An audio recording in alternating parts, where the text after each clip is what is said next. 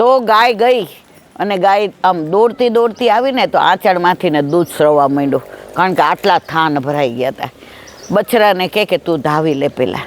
તો બછરા કે ના, તું આવી રીતે દોડતી આવી, તારા મોઢા ઉપર ભાર છે, તું મને નિરખીને માં તારી આંખમાં પાણી આવે છે, મને સાચું કે શું છે? બેટા, તારે જેટલું પેટ ભરવું હોય ને એટલા મારા આંચળમાંથી દૂધ પી લે. હવે તારી માં તને ક્યારેય પેટ નહીં ભરાવે. સિંહને હું વચન આપીને આવી છું કે હું આને ધવડાવીને પાછી આવીશ. તો બછરાએ કીધું મારે નથી પીવું, તું રે, તારે હજી ઘણા બછરાને જન્મ આપવાનો છે, તારામાંથી હજી ઘણી ગાયો આવવાની છે, ઠાકોરજીને તાર રાજી રાખવાના. માં તું રે, હું જાઉં છું સિંહ પાસે, એટલે તારું વચન ખોટું ના પડે. તો ઓલો ગોવાળીઓની ભાષા સમજતો હતો.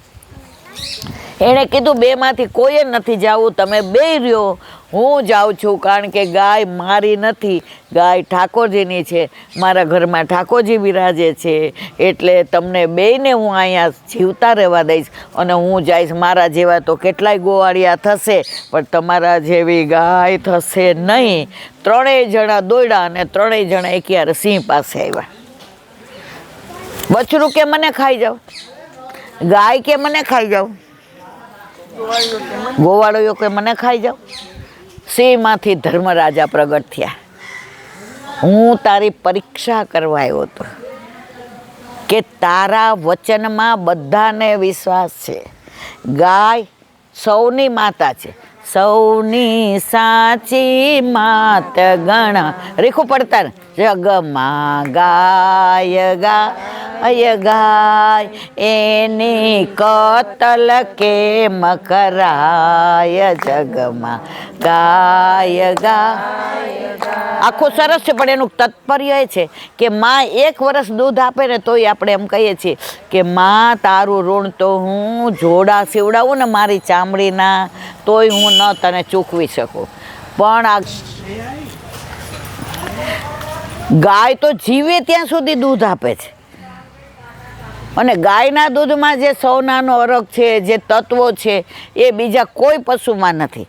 ગાયનું ગૌમૂત્ર કામ આવે, ગાયનું છાણ કામ આવે, ગાયનું દૂધ કામ આવે, ગાયમાંથી દહીં થાય કામ આવે, ગાયનું માખણ કામ આવે. એટલે ગાય શું છે આપણા માટે સમજે, ના સમજે એ કતલ કરે, અને કતલ કરે ક્યાં જાય મારે કાંઈ કહેવું નથી.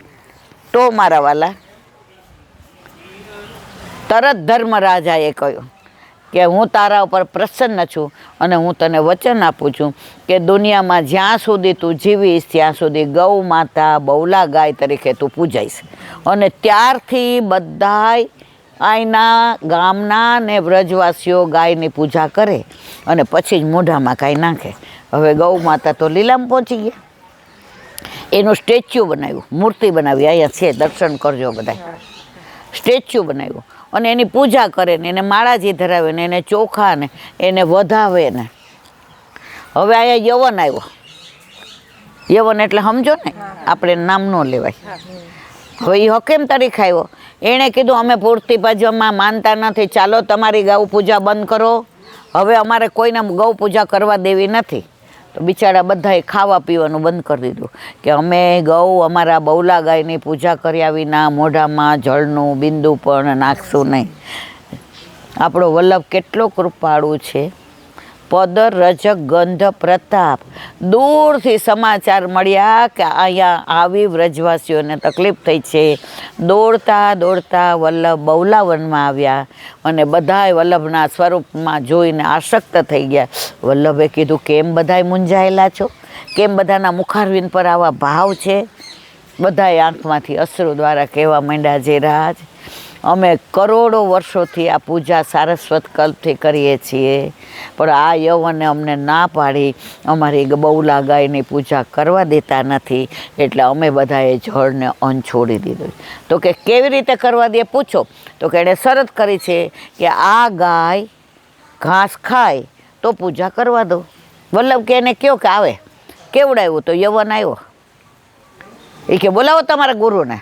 વલ્લભ પધાર્યા. વલ્લભનું રૂપ જોયું ને, આમ સ્વરૂપ જોયું ને, તેજ જોયું ને, પ્રકાશ ને આભા, આમ થોડીક વાર તો એને એમ થયું કે હું કોના સામે ઊભો છું.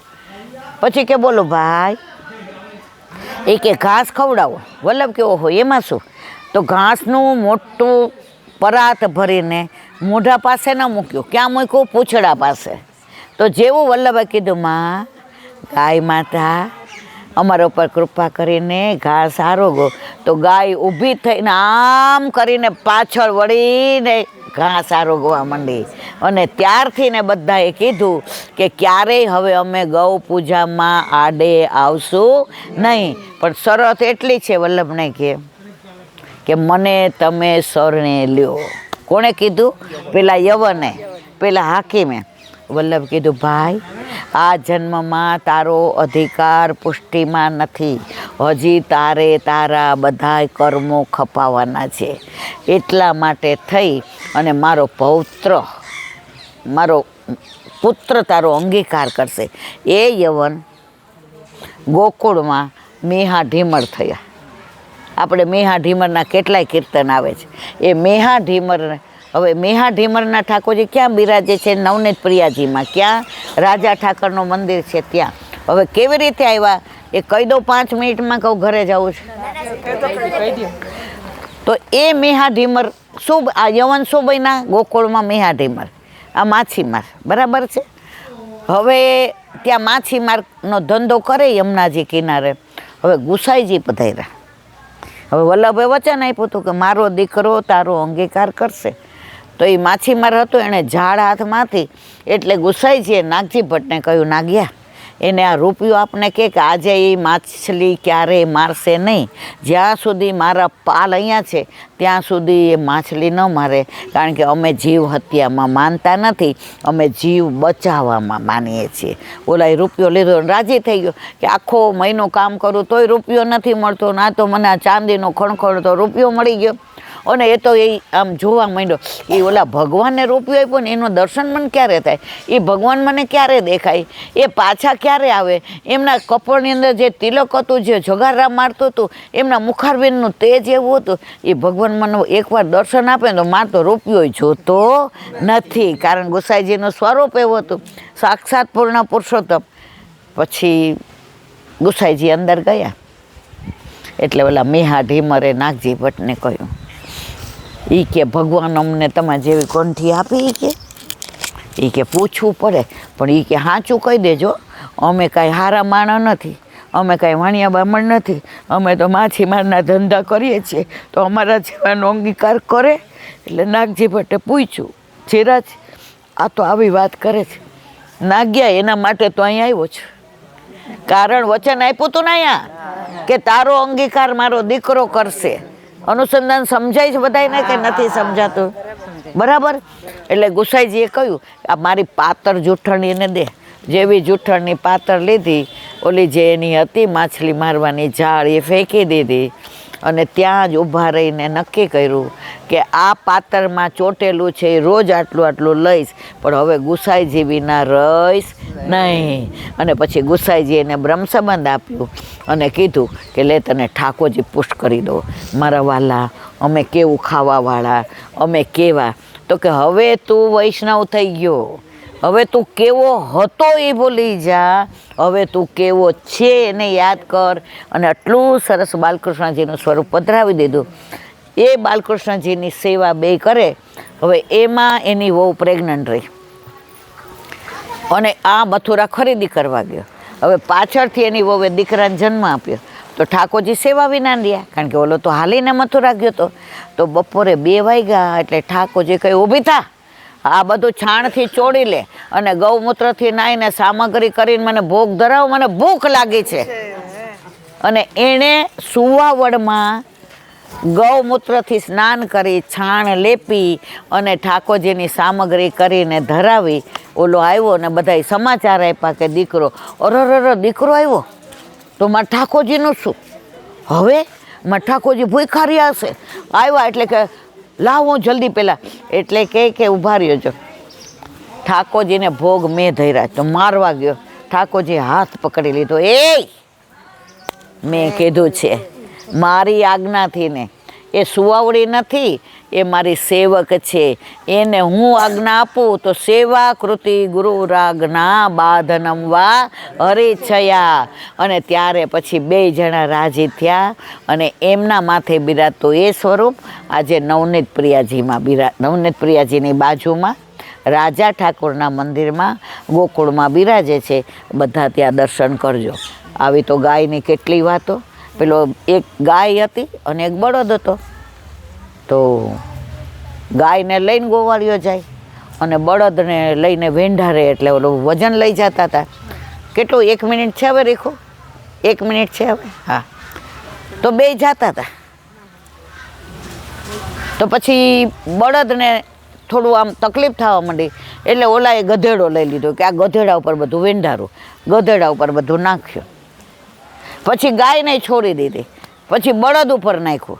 તો જે બળદની ઉપર લઈ જતા હતા એની અંદર એટલો બધો ભાર હતો કે બળદ હાલે તો એને શ્વાસ ચડતો હતો, મુખમાંથી ફીણ નીકળી જતા હતા. અને ગધેડો હતો એ આમાં મામા મારી જેમ હાલતો હતો. ત્યારે ગધેડાએ કીધું, બળદ ભાઈ તમે તો બળદના બળદ જ રહ્યા.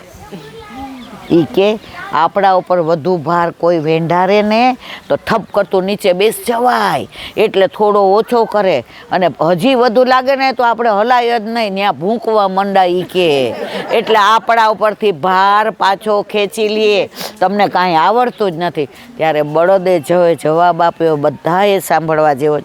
હવે આપણે વિરામ આપીએ છીએ, સત્સંગને મોડું થઈ ગયું છે. બળદે કીધું, ભાઈ તું ગધેડો છો એટલે તું આવું કરી શકે. અમે છે ને ગાયના વંશજ છીએ. બળદ કોણ છે? ગાયના વંશજ. અને ગાય કોની છે? ઠાકોરજીની છે. તને કોઈ ઠાકોરજીની સન્મુખ કરે જ? તને કોઈ સ્પર્શ કરે જ? તારી કોઈ પૂજા કરે જ? અમને તો પૂજા કરે ને. અમારી માં ગાય છે ને, તો અમે અમારા કુળને લાંછન લાગે એવું ન કરીએ. તું ગધેડો ને ગધેડો રહ્યો, પણ અમે તો ગાયના વંશજ છીએ. તો આ બધી આવી બહુલાવનની કેટલી બધી લીલાઓ, એમાંની 2 મુખ્ય લીલા મેં કહીએ. આજના સત્સંગને વિરામ આપીએ, કારણ કે સાંજે રસિયાનો પ્રોગ્રામ છે. બપોરે પ્રસાદ લેશું, પછી પાછા ઓલા ફૂલ આવ્યા છે કાલે સાંજે ફૂલ ફાગનો, એટલે આપણે બધાય ત્યાં ફૂલને ચૂંટી અને પાંદડીઓ છૂટી કરી અને ખૂબ મંગાવ્યા છે. એટલે બધાય જલસા કરીશું અને ફૂલ ફાગનો મનોરથ કરીશું. જે કીધું કે હું આવીશ અને બધાને ફૂલ ફાગના મનોરથથી રમાડીશ, એટલે બધા આનંદ કરીશું. એટલે સત્સંગના અહીંયા વિરામ આપીએ. બોલો વલ્લભ શ્રીમદ ભાગવત. ગુરુદેવને દંડવત પ્રણામ કરું છું. ચંદ્ર સરોવર પે सूरदासी के द्वार पे मेरा दंडवत प्रणाम. सुरभि कुंड पे परमानंदासी के द्वार पे मेरा दंडवत प्रणाम. जमुनावता पे संकर्षण कुंड पे कुंभनदासी के द्वार पे मेरा दंडवत प्रणाम. बिच्छू कुंड पे कृष्णदासी के द्वार पे मेरा दंडवत प्रणाम. कदम खंडी पे गोविंद स्वामी के द्वार पे मेरा दंडवत प्रणाम. अप्सरा कुंड पे चित्त स्वामी के द्वार पे मेरा दंडवत प्रणाम. मानसी गंगा पे नंददास जी के द्वार पे मेरा दंडवत प्रणाम. रुद्र कुंड पे चत्रभुज दास जी के द्वार पे मेरा दंडवत प्रणाम. व्रज विलास व्रजनी गोपिकाओं ने मारा दंडवत प्रणाम. हे वल्लभ, સવારથી અત્યાર સુધી સેવા સ્મરણ સત્સંગ જે પણ તે કરાવ્યું તે તારા ચરણારવિંદમાં સમર્પણ કરું છું. ભૂલ અપરાધ થઈ હોય તો ક્ષમા કરજો. બોલો વલ્લભાધીશ કી જય. વલ્લભ પ્રભુ કરુણા સાગર. આ કુંડને બધું લઈ જાય. ઉજાગર ગાઈએ श्री वल्लभ के चरण कमल की. श्री वल्लभ के चरण कमल की. बलि बलि बलि बलि जाइए. श्री वल्लभ गुण गा. વલ્લભી સૃષ્ટિ સમાજ સંગ મિલ જીવન કો ફલ પાઈ શ્રી વલ્લભ ગુણ ગાઈએ શ્રી વલ્લભ ગુણ ગાઈએ યાતે રસિક કહી શ્રી વલ્લભ પ્રભુ કરુણા સાગર જગત ઉજાગર જગત ઉજાગર જગત ઉજાગર ગા શ્રી વલ્લભાધીશ. આજનો આ સત્સંગ મારા વલ્લભના ચરણારવિંદમાં સમર્પણ કરું છું. ભૂલ અપરાધ થઈ હોય તો ક્ષમા કરજો. આ મારા વલ્લભની વાણી અને ભૂલો એ મારી. બોલો વલ્લભા. પૂનમના સર્વે વૈષ્ણવને જાજા કરીને જય શ્રી કૃષ્ણ.